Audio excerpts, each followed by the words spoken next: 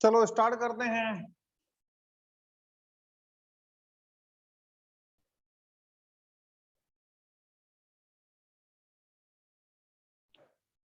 बच्चों थोड़ा सा नया मैं स्टार्ट करना चाहता हूं आज, मीजोमेरिक इफेक्ट। थोड़ा सा नया, वो मीजोमेरिक इफेक्ट। यूजुअली हम यही जानते हैं कि मीजोमेरिक इफेक्ट और रेजोनेंस एक ही चीज है। जब मैं बच्चों से बात करता हूं तब भी वो कहते हैं कि हाँ एक ही चीज है। देखो भाई, एक चीज तो है नहीं। ऐसा नहीं है कि रेजोनेंस और मीजोमेरिक इफेक्ट दोनों ही सेम हैं, ऐसा नहीं है। हाँ, इनमें रिलेशन जरूर है। यानी कि हम कह सकते हैं कि रेजोनेंस से ही मीजोमेरिक इफेक्ट निकला है, ये बात कह सकते हैं। लेकिन बिल्कुल आइडेंटिकल है, ये बात बिल्कुल गलत है। जरा समझने की कोशिश करो कि कहानी आखिर है क्या, एग्जैक्टली होता क्या है। हम दो एग्जाम्पल्स लेते हैं, इसको समझाने के लिए मैं आपके पास दो एग्जाम्पल्स लेता हूं। एक एग्जाम्पल ये फिनॉल का है, ये फिनॉल है, और दूसरा मैं ले रहा हूं बेंजल्डिहाइड का, ये बेंजल्डिहाइड है। मैं दो एग्जाम्पल्स लेकर के चलता हूं, क्या करने के लिए, आपको समझाने के लिए कि आखिर एग्जैक्टली मीजोमेरिक इफेक्ट है क्या। बच्चों आपने रेजोनेंस में सीखा है, क्या सीखा है, मैंने ही आपको सिखाया है कि लोन पेयर को डबल बॉन्ड की तरफ आपको मूव करना होता है, और अगर आप लोन पेयर को डबल बॉन्ड की तरफ मूव करते हो तो कुछ ये सीन बन करके तैयार होता है, प्लस और इस तरीके से यहां पर माइनस डेवलप होता है, और इसके बाद क्या होता है, फिर यहाँ का लोन पेयर यहां पर जाता है, और इस तरीके से ये प्लस, और अब कुछ इस तरीके से यहां पर माइनस डेवलप कर देता है, फिर हम इसे भेज देते हैं, और फिर यहां पर इस तरीके से आपका फिर डेवलप होता है। बच्चों मैं डायरेक्ट इसका हाइब्रिड बना रहा हूं जिससे आपको दिक्कत ना हो। हालांकि एक स्ट्रक्चर और बनना चाहिए, लेकिन मैं डायरेक्ट हाइब्रिड जनरेट कर रहा हूं। यहां पर माइनस, यहां पर माइनस, यहां पर माइनस, और यहां पर प्लस। अब आप देखो सीन क्या है, अब आप देखो सीन क्या है। आप इसको सेपरेट कर लो, इसकी सेपरेट स्टडी करो। जब आप इसकी सेपरेट स्टडी करते हो तो पता ये चलता है कि OH के प्रेजेंस की वजह से जो ये बेंजीन रिंग है, इस बेंजीन रिंग में इलेक्ट्रॉन डेंसिटी बढ़ गई है। तो आप कह सकते हैं, यहां कंक्लूजन दे सकते हैं, क्या कंक्लूजन दे सकते हैं, due to the presence of OH electron density of benzene ring increases. आप कह सकते हैं OH इज इंक्रीजिंग। आप बिल्कुल सीधी सीधी बात कह सकते हैं, electron density of ring, benzene ring की जगह पर मैं रिंग लिख रहा हूं शॉर्टकट। तो बच्चों we are studying the electron density of benzene ring with respect to OH। ये OH इसकी इलेक्ट्रॉन डेंसिटी में क्या चेंज कर रहा है, इसकी स्टडी कर रहे हैं। यहां पर चलिए आप इसको इस डायरेक्शन में इस तरीके से मूव कर सकते हैं। अगर आप इसको इस डायरेक्शन में इस तरीके से मूव करोगे तो फिर आपको ऐसा कुछ बन करके तैयार हो जाएगा, यहां पर प्लस तैयार हो जाएगा, और इस तरीके से मैं अभी एक दो स्ट्रक्चर बनाने के बाद डायरेक्ट हाइब्रिड लिखूंगा, और ये H यहां पर O-, और आफ्टर दिस आपको कुछ इस तरीके से मिलेगा, यहां पर प्लस। मेरे बच्चों मैं डायरेक्ट हाइब्रिड तैयार कर रहा हूं।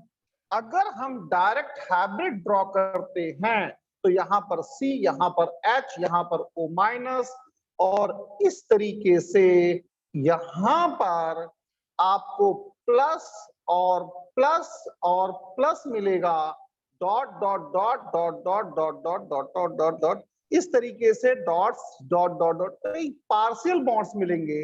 अब आप इसकी स्टडी कर रहे हो कि इसकी इलेक्ट्रॉन डेंसिटी में CHO की वजह से क्या चेंज आया, तो आप कह सकते हैं CHO is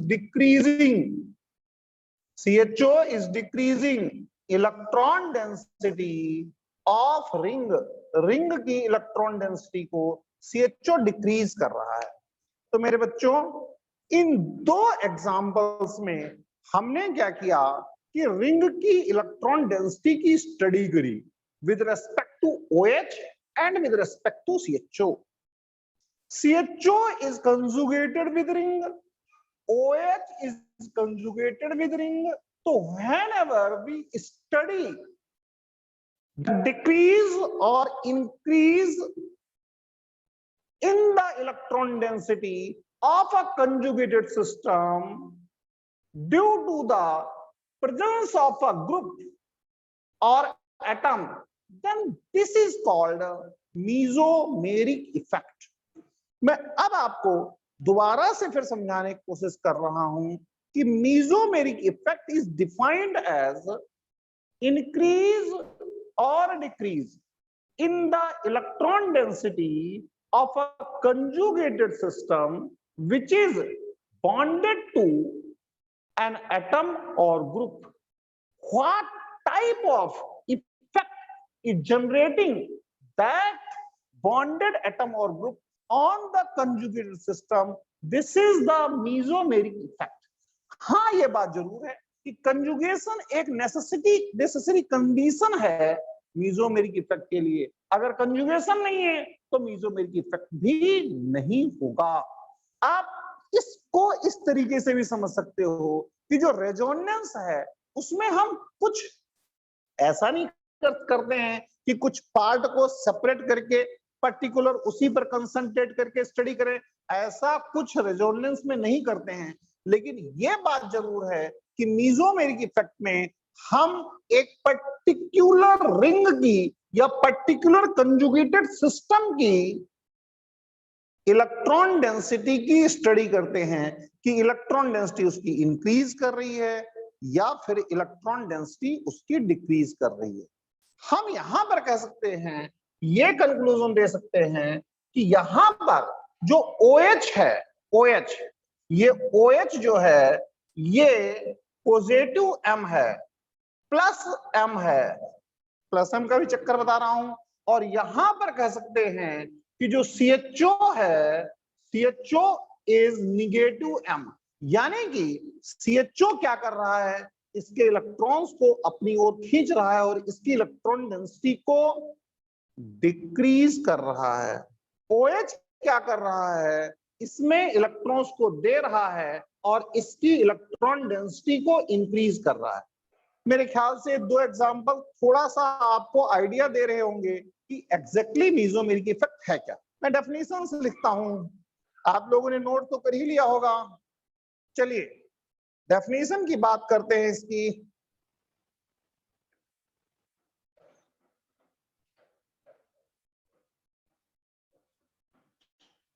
तो फर्स्ट पॉइंट आप लिखेंगे, mesomeric effect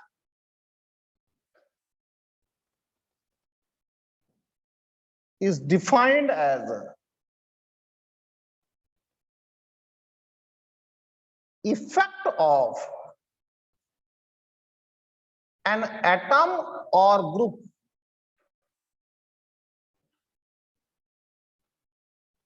on the electron density of conjugated system.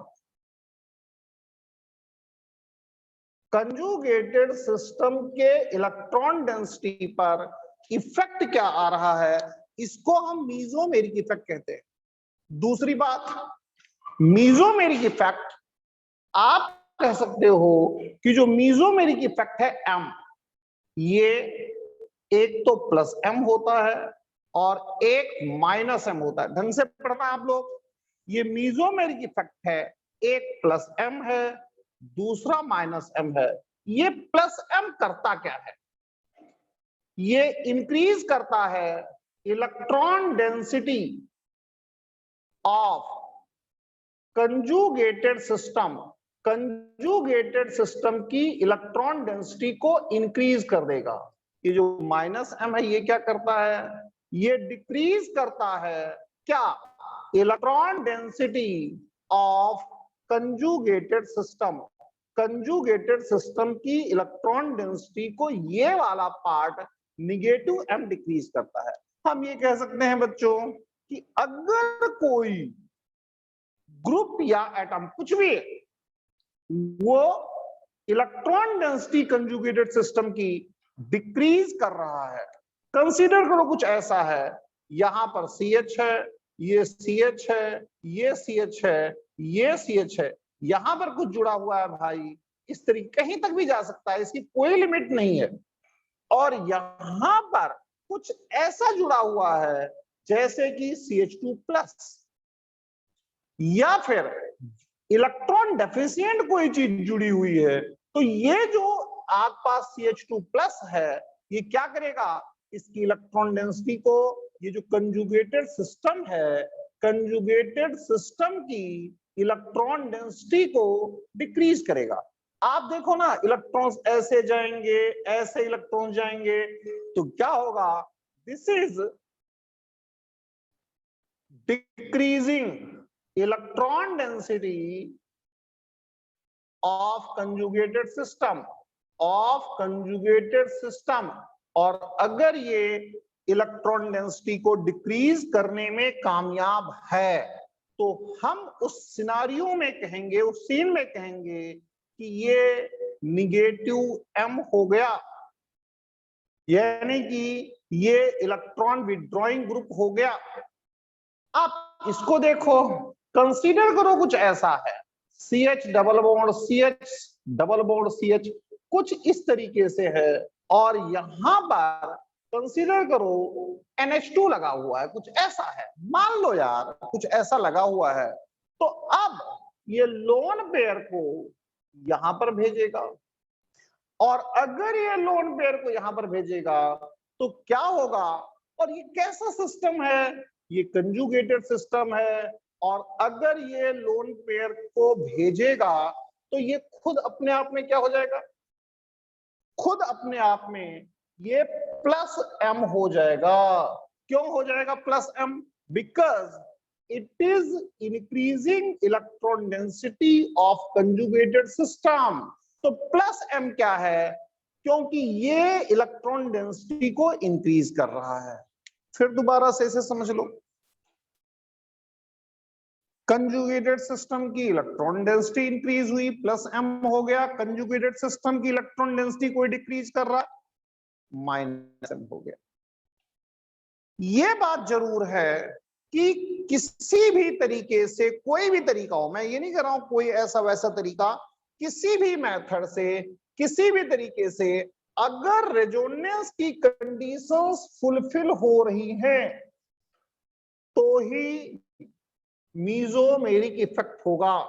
यानी कि after satisfying all the conditions of resonance, if a group is increasing or decreasing the electron density of the conjugated system, then that group will be either plus m or minus m। यानी कि आप मान लो CH double bond CH, CH double bond CH, कुछ ऐसा ले लो, ये conjugated system है, और कंजुगेटेड सिस्टम के बाद आप यहां पर कोई एटम X ले लो।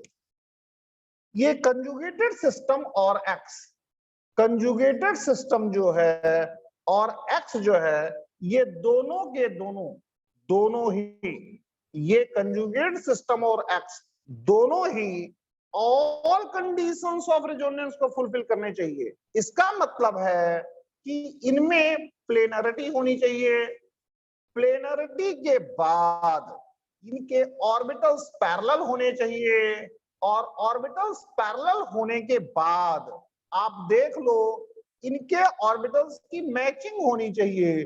ऑर्बिटल साइज मैच्ड होने चाहिए, इनके ऑर्बिटल साइज की मैचिंग होनी चाहिए। और ये तीनों कंडीशंस मैं आपको पिछले 2 दिन से समझा रहा हूं। अगर ऐसा है तो अब ये मीजोमेरिक इफेक्ट को शो करेगा। अगर ये इलेक्ट्रॉन डेंसिटी इसकी घटाएगा -m होगा, बढ़ाएगा तो +m होगा। अब सोचने वाली बात है बच्चों कि जो ये x है ये कब इस कंजुगेटेड सिस्टम की इलेक्ट्रॉन डेंसिटी को कम करेगा और कब ऐसा सीन बनेगा जब इसकी इलेक्ट्रॉन डेंसिटी को बढ़ा दे। ऐसा क्या सीन बनना चाहिए, ऐसा क्या कुछ होना चाहिए? अरे भाई साहब, सीधी सच्ची बात यह है, अगर इसके पास इलेक्ट्रॉन्स बहुत ज्यादा हैं तो ये इलेक्ट्रॉन्स को देगा, और अगर ये इलेक्ट्रॉन की डेफिशिएंसी वाला है तो यहां से इलेक्ट्रॉन्स को उल्टा ले लेगा। तो ठीक सी बात है, अगर यहां पर इलेक्ट्रॉन की डेफिशिएंसी है तो इलेक्ट्रॉन को लेगा, इसका मतलब x जो है वो -m हो जाएगा। अगर यहां पर इलेक्ट्रॉन्स बहुत ज्यादा हैं, मान लो ये इलेक्ट्रॉन्स एनरिच्ड है, तो उस केस में ये इलेक्ट्रॉन इस डायरेक्शन में फ्लो करेगा तो ये +m हो जाएगा। समझो, थोड़ा सा समझो, मैं इसे लिख देता हूं, थोड़ा समझिए। मान लो यहां पर ये इलेक्ट्रॉन डेफिशिएंट है, कंसीडर करो कि ये इलेक्ट्रॉन डेफिशिएंट है, कंसीडर करो कि ये इलेक्ट्रॉन डेफिशिएंट है। इसका मतलब कंसीडर करो कि यहां पर एम्प्टी ऑर्बिटल्स हैं, एम्प्टी ऑर्बिटल्स हैं। कैसे ऑर्बिटल्स हैं? या तो p ऑर्बिटल एम्प्टी है या फिर d ऑर्बिटल एम्प्टी है, ऐसा कुछ सीन बन रहा है। एग्जाम्पल CH2+ का सीन। भाई साहब, इस CH2+ पर एम्प्टी ऑर्बिटल्स होते हैं। दूसरा एग्जाम्पल BH2 का सीन, ऐसा कुछ ले लो, इसके पास एम्प्टी ऑर्बिटल्स होते हैं, बोरॉन पर एम्प्टी ऑर्बिटल होता है। खूब समझा दिया है मैंने आपको, कुछ नहीं छोड़ा है। ये सीन है। तो ऐसे केस में ये पूरा का पूरा फिर सेटिस्फाई करेगा निगेटिव m की कंडीशन को, सेटिस्फाई करेगा, यानी ये इसके इलेक्ट्रॉन्स को अपनी ओर खींच लेगा, ये इलेक्ट्रॉन्स को अपनी ओर विथड्रॉ कर लेगा। लेकिन कंसीडर करो कि अगर ये इलेक्ट्रॉन एनरिच्ड है, मान लो बहुत सारे इलेक्ट्रॉन्स हैं, क्या हो सकता है? जैसे कि मान लो निगेटिव चार्ज है लोन पेयर के साथ, हो सकता है यार, बहुत सारे एग्जांपल्स हैं। जैसे कि O-, पता नहीं कितने एग्जांपल्स हैं, हजारों सैकड़ों। जैसे कि NH-, यहां पर हो सकता है कुछ भी भाई, ऐसा ले लो NH-, यहां पर हो सकता है, कोई और भी ले लो यार, CH2- ले लो, ऐसा भी हो सकता है, क्या दिक्कत है? या फिर ऐसा हो सकता है कि लोन पेयर हो, ये सीन हो सकता है, लोन पेयर वाला सीन हो सकता है। तो फिर श्योर है, गारंटी है कि ये +m होगा, यानी कि अब ये यहां इसकी इलेक्ट्रॉन डेंसिटी को श्योरली बढ़ाएगा ही बढ़ाएगा, कभी कम नहीं करेगा। तो मेरे बच्चों, कहीं से कहीं तक कोई भी घबराने की बात नहीं है। ये जज करना, इसको जानना, वो बहुत इजी वर्क हो गया, बहुत आसान वर्क हो गया। लेकिन अगर आप इन कंडीशंस को समझते हैं, देखिए दोबारा फिर समझिए, क्या दोबारा समझना है? ये पूरा सब कुछ कंजुगेटेड सिस्टम में होना चाहिए, इसको सभी को पूरे को रेजोनेंस की कंडीशंस को सेटिस्फाई करना चाहिए। रेजोनेंस की कंडीशंस क्या हैं? प्लेनरिटी है, ऑर्बिटल्स का पैरेलल होना है, ऑर्बिटल के साइज की मैचिंग होनी है, ये सब कुछ मैं आपको पहले समझा चुका हूं। अब अगर x कुछ ऐसा है कि वो इलेक्ट्रॉन डेफिशिएंट है, तो भाई इलेक्ट्रॉन डेफिशिएंट क्या करेगा? इसके इलेक्ट्रॉन्स को अपनी ओर ले जाएगा, इसके इलेक्ट्रॉन्स को अपनी ओर ले जाएगा, इसके इलेक्ट्रॉन्स को अपनी ओर ले जाएगा। ठीक है, अगर इसके इलेक्ट्रॉन्स को अपनी ओर ले जाएगा, खींचेगा, इलेक्ट्रॉन डेफिशिएंसी है तो -m होगा, कोई दिक्कत नहीं है। यहां चलिए कंसीडर करो कि ये इलेक्ट्रॉन एनरिच्ड है, बहुत सारे इलेक्ट्रॉन्स हैं, तो बहुत सारे इलेक्ट्रॉन्स हैं, जैसे लोन पेयर वाला है, एग्जांपल ले रहा हूं भाई, लोन पेयर वाला है, तो क्या करेगा, वो इलेक्ट्रॉन्स को इस डायरेक्शन में देगा, और अगर इलेक्ट्रॉन्स को इस डायरेक्शन में देगा तो वो +m हो जाएगा। मैं आपको एग्जांपल्स बताता हूं, ध्यान दो अच्छी तरीके से, ध्यान दीजिए, बहुत छोटे छोटे एग्जांपल्स, कहीं कोई हार्ड नहीं, कहीं कोई दिक्कत नहीं, ध्यान दीजिए। एग्जांपल्स देखो भाई, आप कुछ ऐसा ले लो, CH2CH और CH और CH, यहां पर CH2+ ले लो। हम इस कंजुगेटेड सिस्टम की स्टडी कर रहे हैं, ठीक है, यहां पर पॉजिटिव चार्ज है, आपको रूल पढ़ा रखा है, रूल क्या कहता है, रूल ये कह रहा है आपसे कि move pi electrons towards conjugated, लिखना नहीं चाहिए फिर भी लिख रहा हूं, पॉजिटिव चार्ज, ये रूल कहता है, ये रूल कहता है आपको मूव करना है। तो ठीक है, 1 2 3 मूव कर दिया, CH2 CH और CH प्लस, यहां पर CH डबल बॉन्ड CH2 आ गया।